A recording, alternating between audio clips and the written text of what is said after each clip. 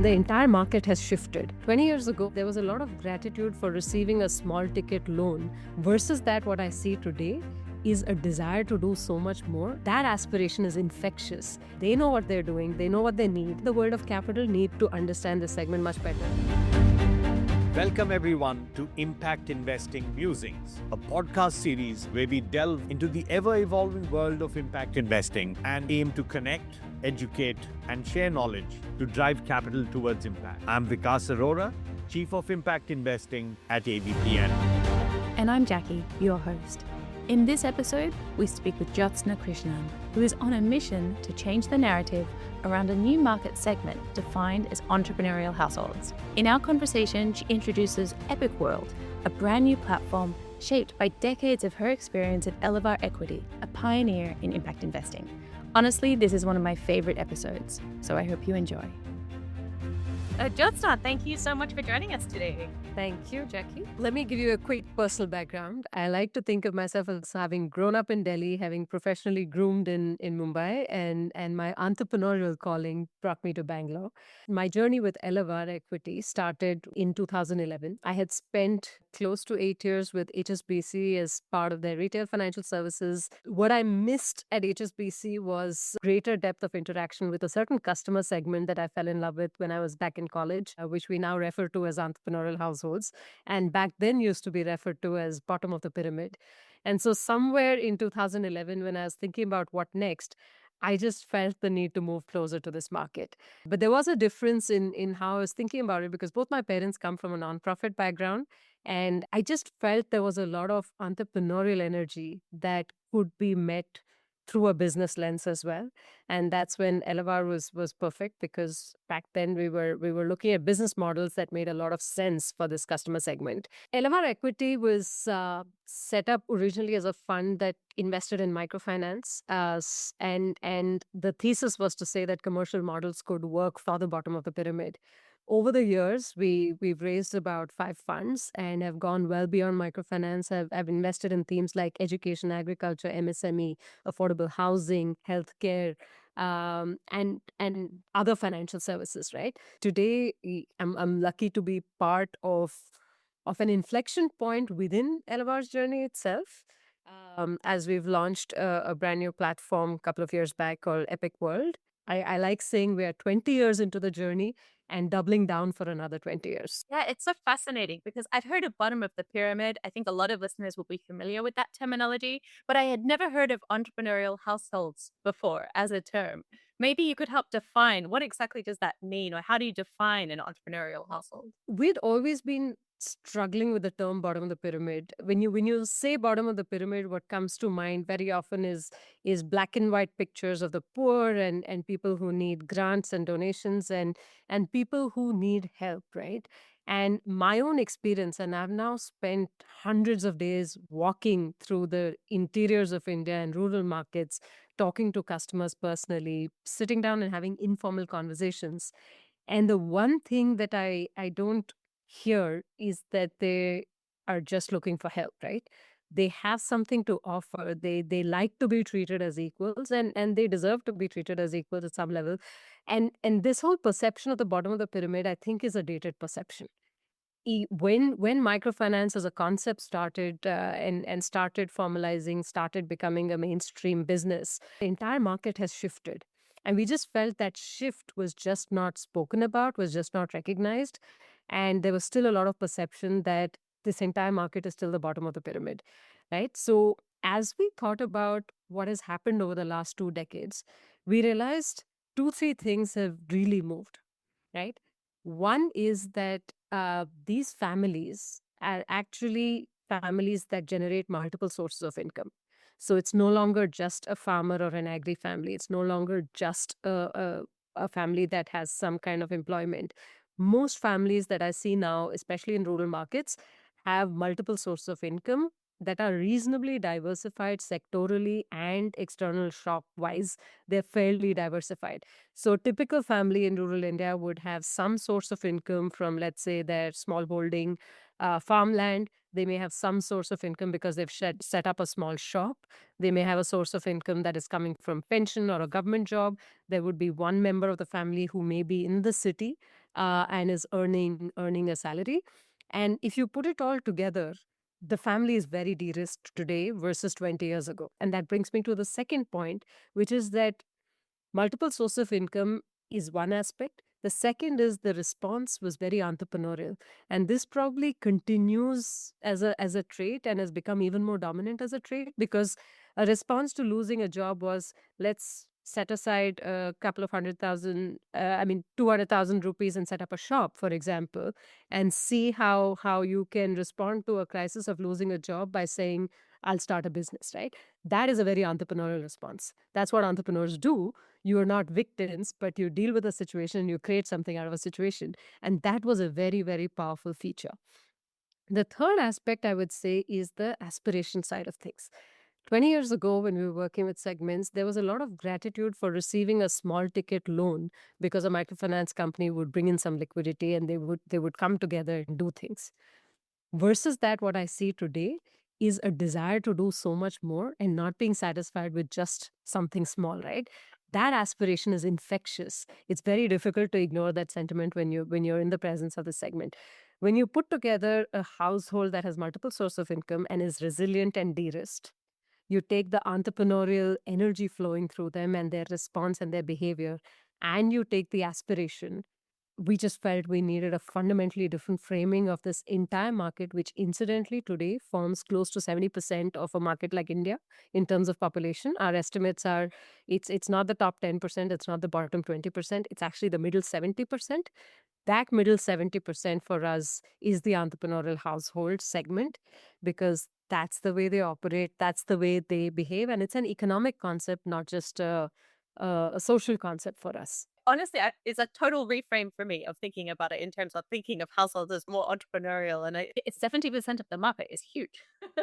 How does the funding then change? So when we think about like traditionally funding, might be impact capital or venture capital, what kind of funding instruments do you need to be able to support these kind of entrepreneurial households? It's a good question. And I think over the years, I have seen, there are many sources of capital, right? There is all the way from nonprofit money, government subsidies, government services. Then there are variants of blended finance. Then there is the in quotes impact capital streams. Then there are mainstream capital streams, whether it's venture capital or private equity. There are lots of pools of capital that exist. And to my mind, today, 70% is too large an audience for it to be satiated by any one of these pools in a meaningful manner. But looking at the segment as entrepreneurial households changes the way you approach them and how you operate with them, right? So I do think each layer of the socioeconomic demographics requires a certain prominence of capital. I would say the absolute bottom 20%, which probably is still struggling to 15-20%, that is still struggling to survive, struggling to feed themselves, struggling for basic having a permanent roof on their heads, etc. That's a segment that probably needs more of the subsidized money. They need government services. They need, free education, for example. They need free healthcare, etc. But the moment you start entering what we're calling entrepreneurial households, what people are the segment is more demanding in the sense that they're also saying that they're willing to pay. What they need is value for money, right? And that value for money is a concept that very often is misunderstood to be small ticket and light version. For example, when consumer goods companies went into rural markets, the sachet approach to marketing became very popular because they could take a 1 liter shampoo bottle, convert it into a 50-gram sachet, and it would do very well. But that is not something that works in the non-discretionary space. And when I talk about non-discretionary, I'm talking about actually 90% of their lives. 10% is discretionary in this segment, 90% is non-discretionary. What is non-discretionary? We're talking about emphasis on high priority goods and services like education, healthcare, savings, financial services. We're talking about their business needs, which could be in the context of agriculture, it could be in the context of the shop they run, which cuts across both the need for financial services as well as, input services, market linkage services, supply chain logistics. This is what forms 90% of the economic lives of entrepreneurial households. The moment you start thinking in about this 90% of their life, you realize it's not about a sachet approach. It's not about giving them a light version of what is received by the top 10% of the population. You need to custom design for their needs, and they're willing to pay for quality so long as you deliver value for money, right? So it requires a complete zero based thinking on how to solve for this segment. And that's part of the reason why businesses or capital that try and pick up something that works for the top 10% and slash it down to something that can be force fitted in these markets actually struggle. So when companies are trying to kind of design for this market or especially come up with solutions that serve them better, have you seen any examples of good companies that are doing this? Or what are some examples of how you can kind of deliver for this market? Actually, there are lots of companies that have done this very successfully. And if I look back over the last 15, 20 years, there are companies that have scaled and even gone public on this basis, right? I will say, even within the Elevar portfolio, if you take healthcare, for example, the conventional approach originally was to try and see if telemedicine can work for rural markets and small ticket customers. However, the problem with telemedicine is that it's not a solution for healthcare. It only gives you access to doctors. But if you haven't solved for the rest of healthcare for the customer, very often you may see a spike in people logging in to experiment with something. And soon they realize that the fact that they need diagnostics, they need surgery, they need pharmacy. If all of that infrastructure and the rest of the solution for healthcare is not taken care of, there's not much use to talking to a city doctor just for the sake of it, right? So you a company, for example, we have two companies in healthcare. One is CureWay, the second is Cloud Physician. They're looking at two extremes of the healthcare requirements. One goes right from primary healthcare and provides almost concierge services for the remaining supply chain. Cloud Physician goes in to provide smart solutions from an emergency care ICU standpoint. Both of these are actually finding ways to deliver healthcare at the doorstep of the customer, right? That is solution orientation that actually works very well on the ground. Similarly, I would say in financial services, if you take agriculture, for example, if you take smallholder farmers, if you're just trying to provide them solutions on, let's say, information services on where the best price is, that itself does not meet the needs of the farmer. The smallholder farmer does not have the negotiation leverage to demand that price. They're not traders, right? So there you have to think about how do you rebalance power equations in the supply chain and solve for intermediation. And guess what? You cannot solve for intermediation if you haven't solved for working capital. So there are nuances in these markets that if you don't do your PhD in these markets, it doesn't work, right? Because this is a massive segment. They know what they're doing, they know what they need. And I think the world of business and the world of capital need to understand this segment much better to figure this out.